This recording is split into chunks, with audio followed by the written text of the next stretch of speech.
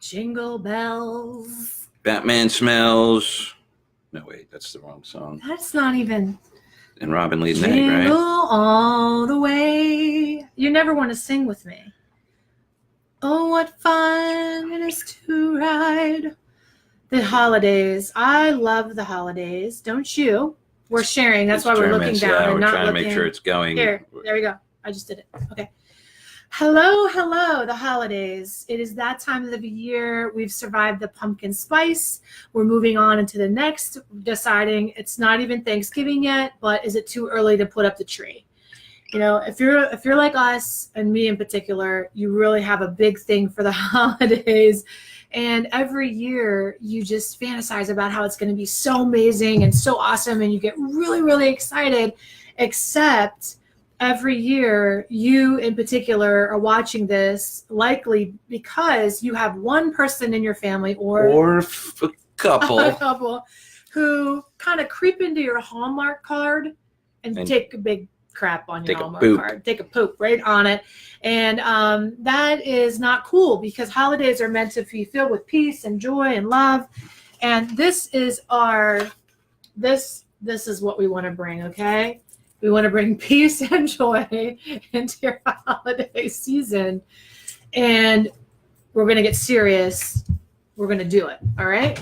So let's get serious for a minute, because this is actually a very serious topic. Yeah, it's very. When you think about, the type of people that we're talking about, what kind of people could come into your life over the holidays and take a dump on your Hallmark card? Well, oftentimes it's someone who is, you've got the two. You've got the one, the controller, the one who's trying to make sure that everything is, the napkin goes on the napkin goes on the left. You can't put it on there. No, really, so you're going to put that glass out? Stressed out. Yeah. Before you even go there, because they want to control everything and everybody, and they have just have fun. The perfect way they think everything is supposed to go down. Yep. And obviously, if it's not going to go down that way, then everybody else is going to be full of anxiety and full of tension. And then it's everyone else's fault as to why they're not having fun. Yeah. And why is the carpet all wet, Todd? Yeah. I don't know, Margot. So even though Christmas Vacation is one of my favorite movies and Chevy Chase is one of my favorite characters, probably because of the dysfunction I can laugh at, well, it reminds me a lot of my childhood. And the example that I'm going to be using throughout this is the example of my dad over the holidays. And that dysfunctional person or that dysfunctional relationship was dealing with alcoholism over the holidays and how we kind of prepare for that. And so we could really be talking about anybody in your life that really presents a lot of anxiety to you over the holidays, makes you really tense when you start to think about it. You start to strategize already how you're going to get around the holidays. And we're joking around about it, but this could be very serious. Because a lot of times people think that's the time. It's like, we're going to be off for the week. So even that's when people are like, oh, I'm going to get effed up. And they use that as their excuse to even make it go even worse. Right. And we know this, and this is our second annual training that we do every single year. Second annual, because we do it every single year starting last year. You're a genius.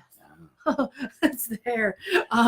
So we think about, why are we so great? Why are we so great at this? Well, not just in our own personal lives, really dealing with the dysfunction. And actually, I was the cause of a lot of dysfunction throughout many years before I actually got my shit together. But because we worked in an environment where we were working right alongside people who were either addicted or had family members that were addicted, and we created a family program, and year after year we would help hundreds of families through, and the holidays was the biggest area of concern. Like, how am I going to have a good Christmas? How are we going to have a Thanksgiving? Because this kind of one person is always kind of wreaking havoc in our lives, and it was actually so many different ways. And we love them. We want to be there. The other question came up as well, is like if their loved one should even come home. And then on the other side was the addicts or alcoholics that would help, would say, I want to go home, but my loved one won't let me live in the present moment. They always bring up the past. They're always hurting me by, making me feel like it's 1992 and they want to tell the story about the time I was in Mexico. That was from my own life, actually. That would happen to me every holiday. I'm sober for 8 years, but pretty epic, epic time in the 90s there, Doug. Be glad you didn't know me. I am. So we have devised over the years this process that I believe is really, because I like simple things, right?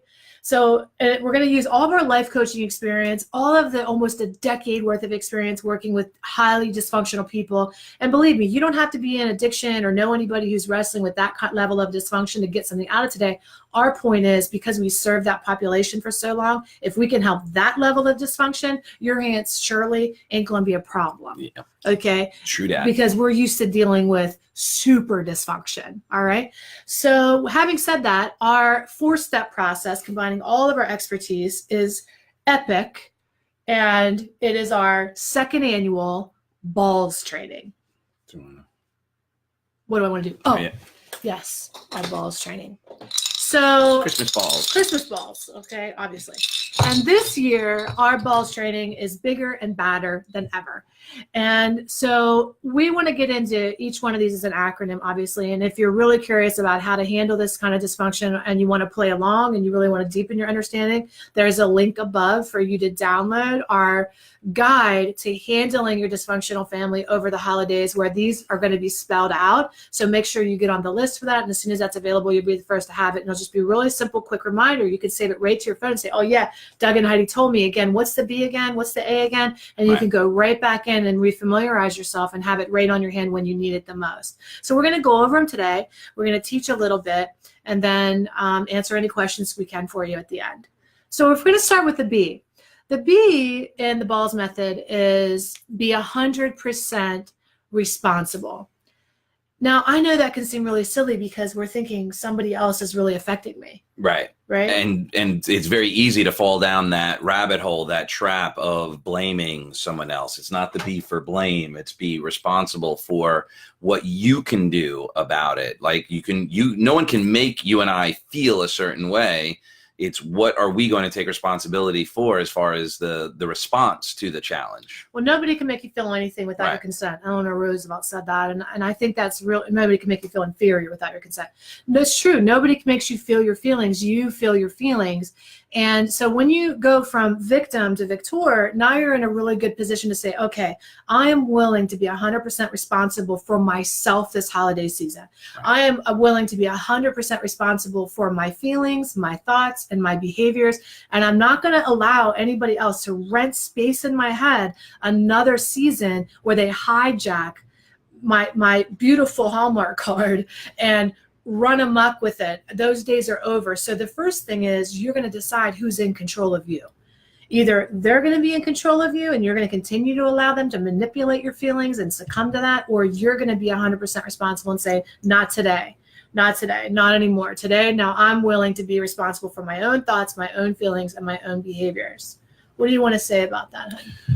Well, I've noticed it just with other people in my family, the whole idea of a thing happens and then people like maybe don't celebrate as much or don't set something up or maybe don't have I don't want to say a party, but like, oh, I'm not going to have a thing this holiday because I'm afraid that so-and-so is going to come over. And then they miss out on having their own joy because they're afraid that someone else is going to suck their life out of it. So the thing that I would suggest cutting your nose off to spite your face.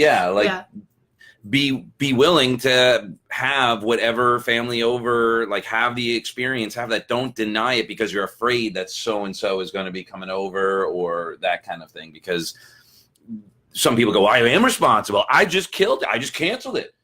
So therefore nobody's going to have any fun.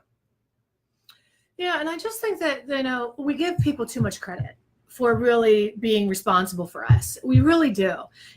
Like saying you trigger me. You're the reason for all my frustration. I just see your face and all of a sudden I go into a mad panic or whatever it is. But nobody's that damn powerful, right? Nobody has that much control over you. So just really understanding that, if you leave it up to other people for your happiness or peace of mind or joy this holiday season, you're going to be SOL. You're going to be out of luck because you're going to leave it up to, well, I'll wait for them to change. I'll see how they're going to behave, and that'll dictate whether or not I'm going to be happy or not. I'll see how they're going to respond, and then that'll dictate how I move forward with the other people and other family members. And that's playing the victim. I'll see how they're going to show up, and then I'll say, okay, well, maybe I need to really it's what you're doing is you're walking on eggshells around the other person to try to dictate and manipulate their behavior. But really the only person you have any control over or responsibility to is yourself.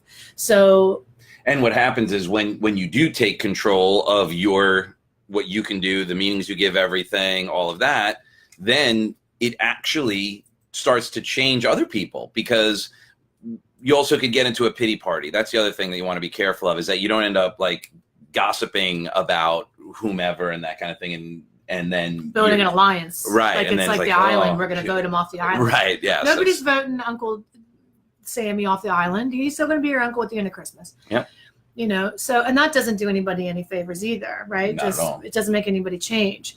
So what else could this mean? So let's say you say, no, Heidi, no, Doug, so-and-so, my mother or my father makes me feel the way they make me feel. Because every time I sit down, there's a barrage of questions. Hey, where are you at in your work? Hey, what'd you do this year? And you're starting to feel inferior. You're starting to feel like you're being in the spotlight, or you're being whatever. Then you start to say, they always make me feel this way.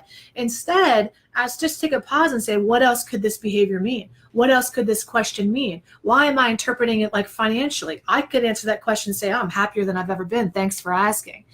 I don't have to keep walking under the assumption that people are out to get me, that and most people, believe it or not, hurtful on purpose. Yeah, believe it or not, there's positive intent behind those questions, that you may not necessarily like the questions because you're thinking it's from one perspective, when really there is positive intent in there. And I'm just going to give this in a really simple way. Let's say when I first met my husband and I fall passionately in love with him, and I feel like he's like the cat's pajamas, right?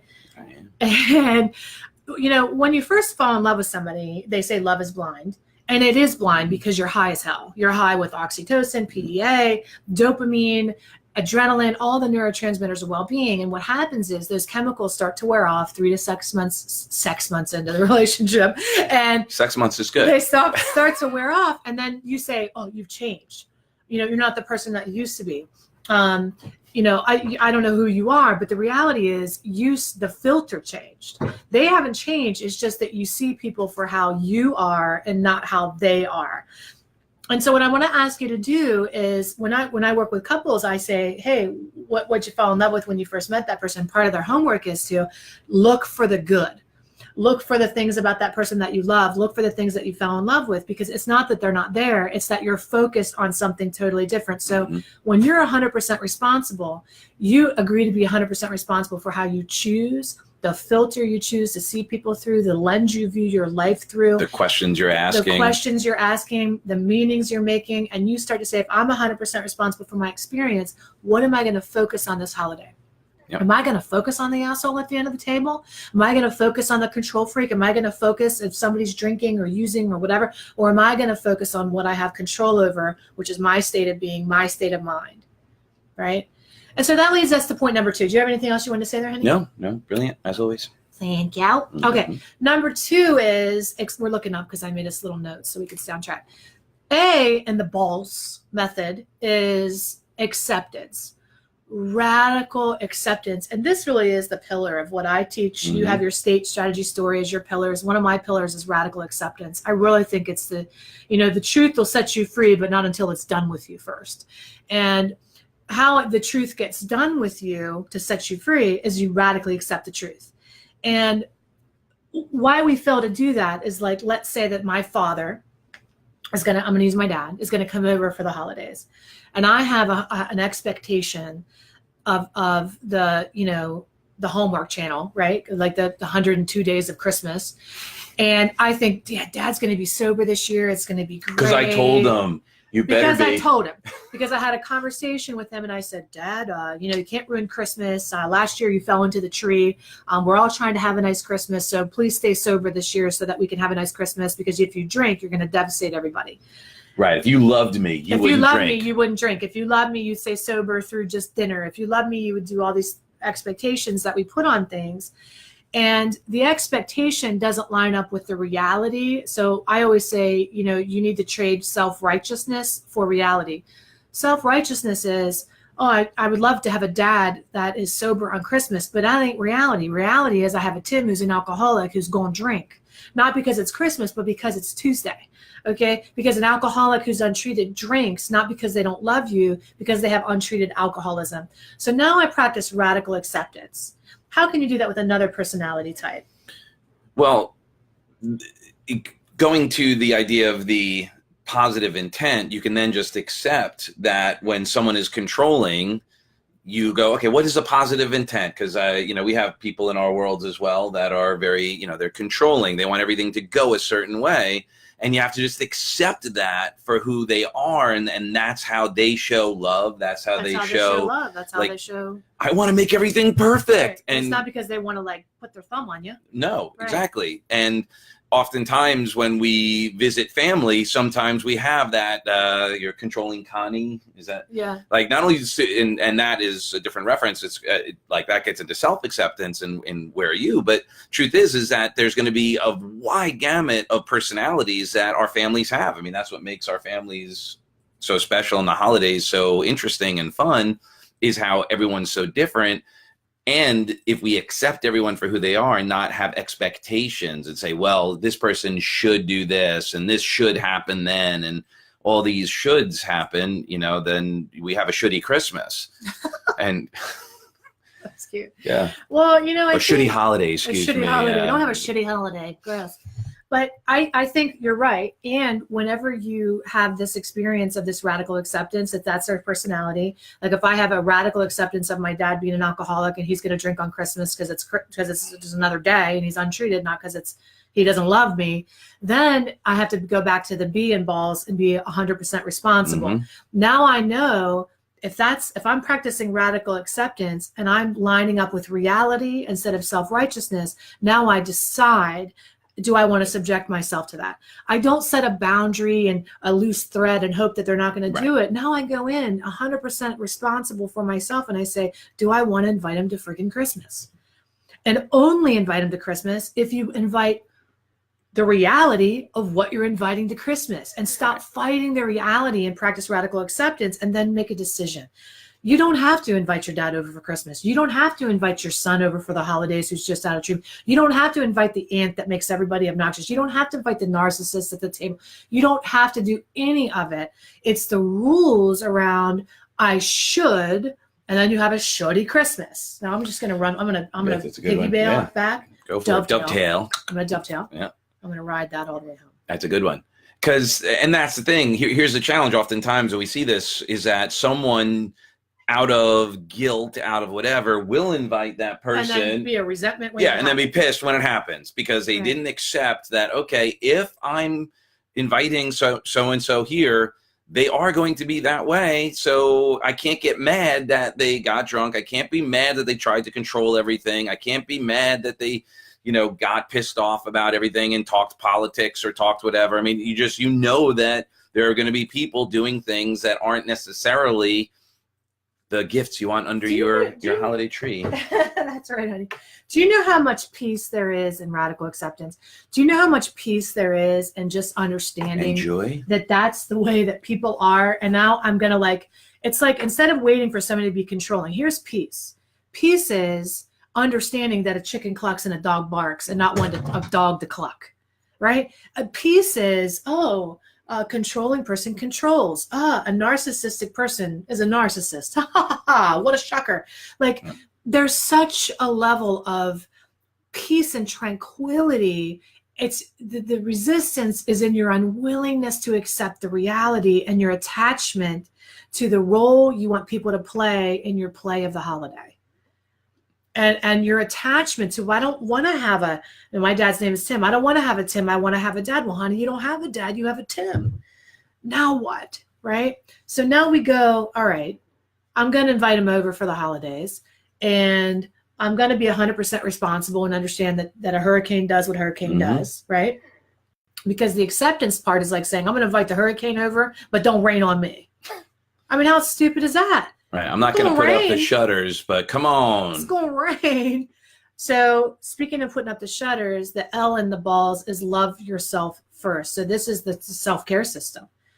What are you going to do if you know the hurricane's coming? How are you going to batten down the hatches? We live here in Florida, And we know that hurricanes are just a part of the deal down here. What do you do every hurricane call that season? Florida shoveling, is putting on the yeah, that's right. putting up the shutters. What do you do every hurricane season? I get a ladder and I grab the iron shutters and I step on. We have this window right here, and there's a rather steep roof right in front of us, and I get all hot and sweaty as I drill these very heavy metal pieces to the side of the building so that in case the hurricane does bear down directly on us, we are safe. And then you make your trip to Costco and you get those little lights and you get the batteries and you get the food. Get the gas everything. for You get the gas for the generator. generators. You got the generator. Yeah. And then what happens when the hurricane doesn't affect us? Do you get pissed off? Yeah, I'm like, "Arg, why didn't you come?" Right. No. Well, what like, about whew. the people who don't prepare and it comes and they lose their house Yeah, and they go, "Oh, I can't believe it." It's freaking Florida's fault. Freaking Florida's fault, right? So if you know you have a hurricane this holiday season, your responsibility is to love yourself first and batten down your hatches. Find a way. What does that mean for you? In our family dynamic, it means a safe word. Yep. All right. We have a safe word. I think it was banana pudding last year. I think so, yeah. So when things are out of control, if my husband hears me say, "Hey, man, I'm really hungry for banana pudding," he knows Time to go. time to go. Or at least time to take you somewhere. And let me tell you something, that's not necessarily because of the people that I'm surrounded by. It's because of I know myself so well Right. that I know that I've reached my limit of this or that, or, just being a person who is a sober person now, to be around alcohol that much or that long, especially if people are drinking and it's a party, mommy's got to go. Mommy needs to go back to the hotel and take a break and take a nap. Not because I think I'm going to drink, but because that's annoying to me and I don't like to be around it. Okay. So you radically accept, that's what it is. You radically accept for yourself. You're saying, I'm not going to tolerate this. You're 100% responsible by saying, hey, if it gets outside of what I'm okay with, then it's time to go. It's time and to go. it's okay. And I'm 100% responsible for that, not him. He's not a mind reader. It's not his job to be like, "Oh, let me monitor her and see if she's getting annoyed." But it's also I accept that for her. I'm That's not right. like, "Oh, just stay a little bit longer." Right. Oh, great. You want to go? Right, Oh, now right, we got to right, go. right. Yeah. Well, I could tolerate shit. Why can't you? Yeah, because right. we're wired differently. I'm a highly sensitive person. Things impact me and get in my mind, and we'll be at Disney for too long and I have to wear earplugs and go into a space, but it's my job to do that. It's my job so when I say love yourself first, I don't mean don't love someone else. I don't Either. mean I mean take care of each other, take care of your partners, but you both be on the same page. And it's my job to meet my own needs.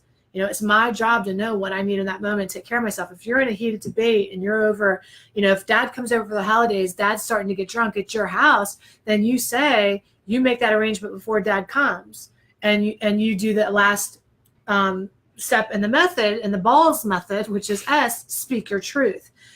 Many years I spent being extremely passive aggressive. I would smile to your face and piss in your pocket. I'd find a way to get you back, but I'd suck it up is it wet? And I'd say, oh, I don't want to show I'm upset right now, but you'll know later on, right? I'll find a way to let you know. Those days are long gone, right? So if it were me and my dad was coming over for holidays, I'd say, "Hey, Dad, I really want you to come over. I know, I'm not expecting you, I don't want you to drink. So if you drink, then, and I believe that you're drunk, then I'm going to ask you to leave the party." I don't say that as an ultimatum to make my dad not drink if he loves me more. And you don't wait till he's drinking to do it either.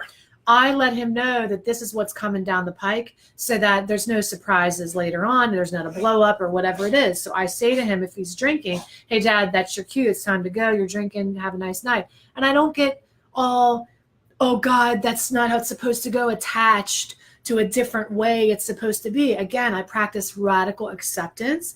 I detach from my self-righteousness. Shouldn't have to be like this on Christmas. To reality, it is. It is this way. And then I say, what do I do? So speak my truth is setting the boundary. Right. When you, I feel, I want, if you, I will. And that formula will be in our download. Click the link above. I'm going to give you what to say. There's going to be a little workbook exercises for you to learn how to detach from righteousness to reality. So make sure, go up there, click on that link, put your email in there and get this guide to handling your dysfunctional family so that you can have the verbiage. I have clients that carry this verbiage around in their pockets, and they're just ready with it. And it's so interesting that I know none of this to you really, as you're watching, is new to you, because what happens is, the reason why we do this is when we're in the heat of it. That's why you don't set the boundary in the heat. You don't want to be full of emotion, don't want to be charged, because that's when we start getting into the woulda, shoulda, coulda, things shouldn't be this way, all of that. And then that's what turns into the chaos. That's not being 100% responsible for yourself. And it's not radically accepting what's going on. It's going back into, if it's getting all emotional, it's because it's now gotten like out of control, because that's where that occurs. So the value of like this training is that you can get your stuff together before you get to such situation, before it gets too late. Now, of course, we understand this is a very simple training, right? This is a very simple 4-step method. But if you can actually get underneath of each of these principles and adopt them into your philosophy, your psychology, your way of being in the world, it becomes like second nature to you. And this method will revolutionize your life if you can dig a well and go deep in each of these. If you learn how to be 100% responsible, if you learn how to practice radical acceptance. Sometimes when we work with clients, I mean, I can work with a client just for several sessions just on the radical acceptance piece. I have this whole exercise I walk people through. And that alone is like life-changing. Yes. Well, and we don't realize how much this creeps in on us. Actually, I was with someone today, and he shared, he was at our event over the weekend, and he was like, man, because I didn't even realize some of the things I was doing, I didn't even know I was doing it. It just seemed second nature, and I thought I wasn't doing it. Like, I thought I never did anything like this. And I say that because very oftentimes we see people all the time, and not to call out like people in you know the personal development sphere, but oftentimes someone's like, oh, I read that book, so I you know I am 100% responsible. You know, the problem is that it's the economy. That's why I'm not, you know, it's like I'm 100% responsible except my mom's whatever. Right, exactly. Right. Yeah. Okay. You know, I accept everybody, you know, except for the people who are intolerant of other people's cultures. Oh, right. Exactly. And so just learning how to master each one of these, if you're interested in, now's really the time to do that. Before it gets too crazy. Before it gets too crazy. And over the holidays, it's like, I'm busy during the holidays. I mean, my area of expertise is dysfunctional families and dysfunctional relationships. And it's a great time for me because this is when all the shit shows up. This is when people go, oh, yeah, I thought I had mastered that, but boy, I'm getting triggered again. Right. I'm having this situation again. And so that's the reason we have a couple of different opportunities for you this holiday season. The first thing is we have created a family program. We used to do it live. We did it for 7 years, day in, day out. Hundreds of families came through. It was a 3-day experience. We actually filmed that 3-day experience. Mm-hmm. We broke it down into different modules. We have 8 hours of intensive recorded coaching content. And we're offering this family program if you're dealing with anybody in addiction that has or is in recovery or in and out of recovery. It also includes 3 months of coaching where we're going to actually walk you through. Now picture you could go through this process today and by the new year go through the next year a completely different family. And so if you're interested in that, send us a message and we'll invite you to schedule a call with us so you can learn more about that opportunity. The other thing is to download this free guide. That's a really like a quick start. And if you're interested in more, you can send us a message. The other thing we do is we also have obviously one-on-one, where if it's not addiction that you're dealing with, if it's just another kind of dysfunction, it's a relationship that you have, if it's a hard relationship for you to be in and you can't imagine going through another year this way, then send us a message and we can talk about going through, a one-on-one situation. But if it's addiction, we have the world's most comprehensive addiction program for family members. And it's been perfected almost over a decade worth of research, client-driven, the latest neuroscience, results-driven. We have hundreds of families who've already gone through it, and now it's available to everybody. So if you're interested in that, message us. The other thing I just wanted to sort of piggyback a little bit on is, and it just, oftentimes we spend so much time at work that becomes our family. So you may have dysfunction in your office. Yeah. You may be like my family.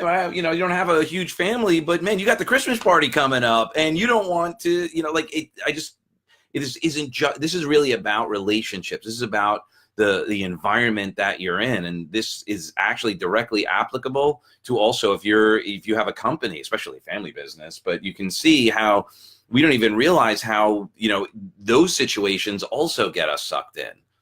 Yeah. So maybe you also, are a person who's been through recovery yourself and your family still doesn't get it and they're still living in the past and they're still hurting and you want to gift them that family program because you want them to be as far along as you are. You want them to finally get their shit together. So it's reverse, right? You have your stuff together, but the family is still really sick.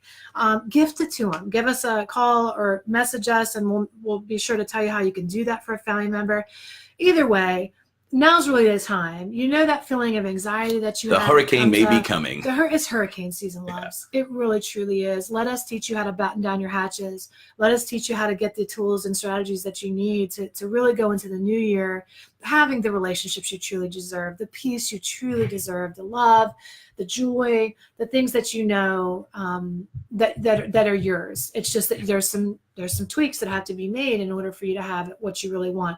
Download the free guide or get on the list to get it and message us if we can help you with this online family program. It really will change your life. It's changed the lives of hundreds of families who have already gone through it, and we know it'll change yours too. Indeed.